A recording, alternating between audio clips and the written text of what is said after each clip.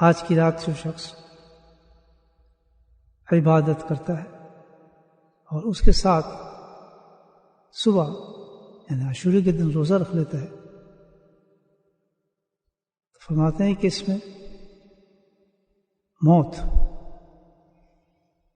جو سب سے بڑی چیز ہے، ایک بہت ہی بڑی چیز ہے، نزاع کا وقت جو ہے اس سے بڑا کوئی چیز نہیں، اس کے بارے میں پتہ چلتا ہے کہ اس عمل کے بعد اس رات میں عبادت اور کل روزہ رکھنے کے بعد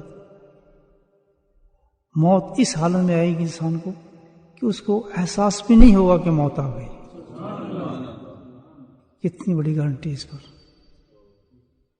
اور ایک اور عجیب سوال ہے کہ جو لوگ عاشورہ کے دن روزہ رکھ لیتے ہیں تو ان کو 10,000 فرشتوں کے برابر، 10,000 شہداء کے برابر، 10,000 حج عمرے کے برابر اور 60 سال کی عبادت کا ثواب ملتا ہے۔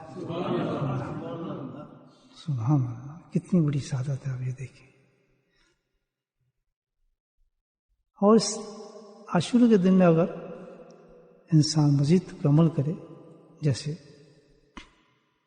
اس نے کسی کا روزہ کھلوا دیا، کسی مومن کا روزہ کھلوایا، حدیث میں ہے کہ اس نے ثواب اتنا ہے جیسے پوری امت محمدیہ کا روزہ کھلوا دیا۔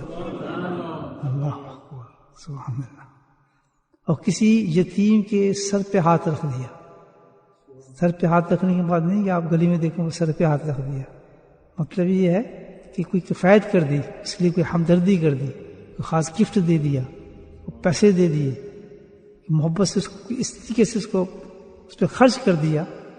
سوا آج کے لیے خاص کل کے دن کی بات ہے کہ اس روز اس نے یہ کام کیا، سبحان اللہ ہے۔ ثواب دیکھیں آپ، جتنے اس کے جسم پہ سر پہ بال ہیں اس کے برابر اس بندے کو جنت میں درجات دیے جائیں گے۔